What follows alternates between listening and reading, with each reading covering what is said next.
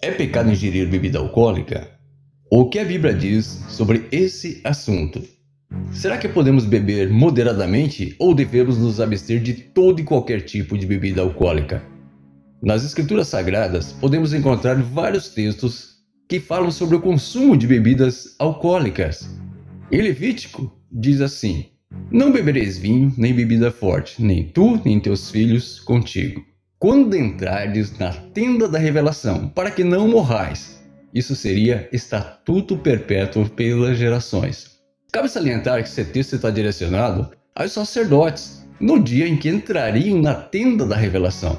Mas, pastor, o texto diz que nem tu, nem os teus filhos. A Bíblia diz isso porque os filhos dos sacerdotes eram os sucessores naturais dos seus pais, que após a sua morte assumiriam os seus ofícios. Outro ponto interessante a ser observado é que o texto proibia o consumo de bebida alcoólica somente quando fossem entrar na tenda da revelação. Fora isso, não havia proibição.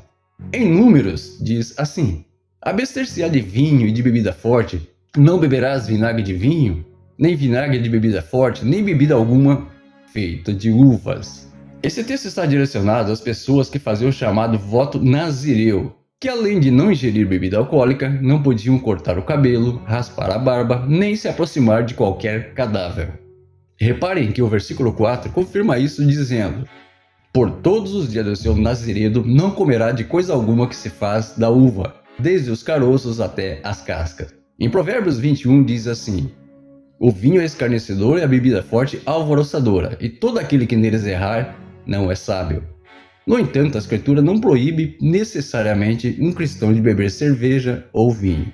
De fato, algumas escrituras discutem o álcool em termos positivos. Eclesiastes 9:7 instrui: Vai, come com alegria o teu pão e bebe gostosamente o teu vinho. O Salmo 104 afirma que Deus dá o vinho que alegra o coração dos homens.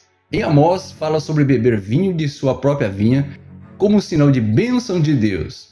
Isaías 55 incentiva as pessoas a comprar vinho e leite.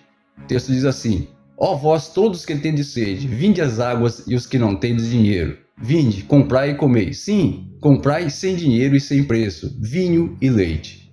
De acordo com Efésios 5:18, o que Deus ordena aos cristãos em relação ao consumo de álcool é evitar a embriaguez. O texto diz assim: E não vos embriagueis com vinho, no qual há devassidão, mas enchei-vos do Espírito.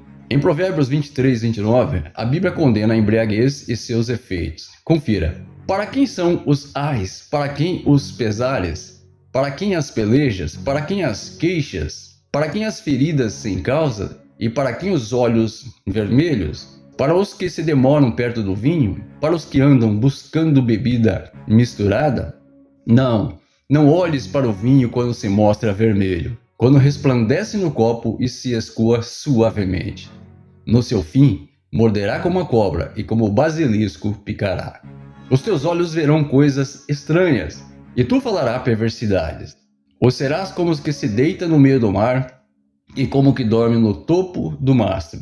E dirás: Espancaram-me e não doeu, bateram-me e não senti. Quando virei a despertar, ainda tornarei a buscá-lo outra vez.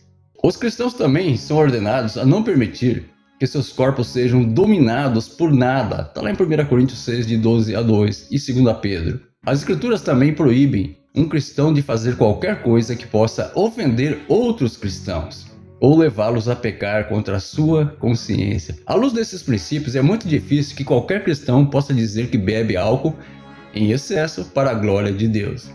Jesus transformou água em vinho. Parece até que Jesus bebeu vinho em algumas ocasiões. Lá em João 2, de 1 a 11, numa festa em Canaã, ele transformou água em vinho. Em Mateus 26 em diante, ele diz assim: Enquanto comiam, Jesus tomou o pão e, abençoando-o, partiu e o deu aos seus discípulos, dizendo: Tomai e comei, isso é o meu corpo. E tomando um cálice, rendeu graças e deu-lhes, dizendo: Bebei dele todos, pois isto é o meu sangue, o sangue do pacto, o qual é derramado por muitos para a remissão dos pecados. Mas digo-vos que desde agora não mais beberei deste fruto da videira, até aquele dia em que convosco eu beba novamente no reino do meu Pai. Nota que ele fala não beberei na primeira pessoa do singular, referindo-se a si próprio. Se fosse uma proibição aos seus discípulos, ele diria: não bebereis. Nos tempos do Novo Testamento, a água não era muito limpa, sem saneamento moderno. A água frequentemente estava repleta de bactérias, vírus e todos os tipos de contaminantes, que é algo que vai fazer mal para você. E é por isso que as pessoas costumavam beber vinho ou suco de uva, porque era menos provável de ser contaminado. Quando o álcool é consumido em pequenas quantidades, não é prejudicial ou viciante.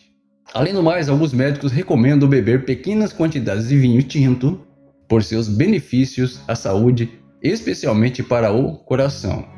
O consumo de pequenas quantidades de álcool é uma questão de liberdade cristã. Notem, lá em 1 Coríntios, quando fala da ceia do Senhor, o Senhor diz assim: examine-se o homem a si mesmo, e assim coma desse pão e beba desse cálice. Ou seja, Deus diz para o homem se examinar, é uma questão de liberdade cristã. Se você vê algo que você não consegue dominar, que se você tomar o primeiro gole, você irá se viciar, é melhor que você se abstenha dele.